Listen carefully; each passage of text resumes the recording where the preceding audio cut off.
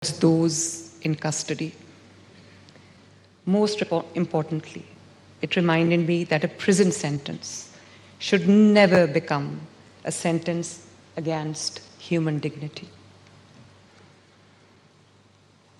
Your Honor, every reform that we have introduced carries a memory. Every policy that I'm making today carries a lesson learned behind the prison walls, and I did not want these experiences to remain my personal story. I wanted them to become institutional reforms so that no prisoner, regardless of who they are or where they come from, has to endure avoidable suffering.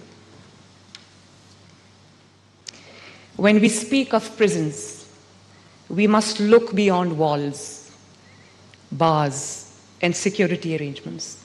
A prison is not merely a place of confinement. It is a reflection of the values of a society and the effectiveness of its justice system.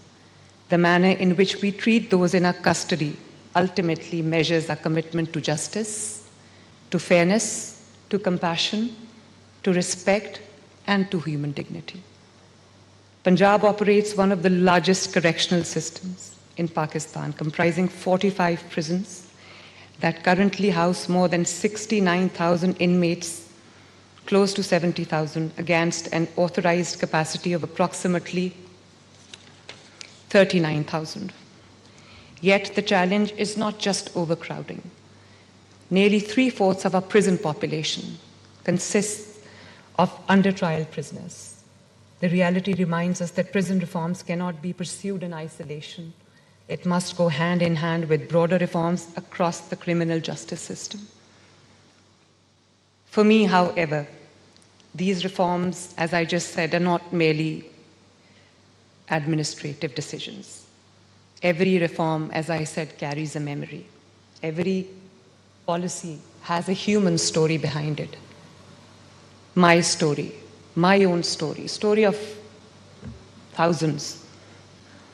Every improvement reminds me of something I witnessed or experienced myself firsthand. I introduced emergency call buttons across Punjab and alarm bells, panic buttons inside prison cells throughout Punjab. Today, every prison cell is equipped with these emergency systems so that no inmate is ever left without a way to call for immediate assistance. And the assistance comes. When someone calls for help, help must arrive.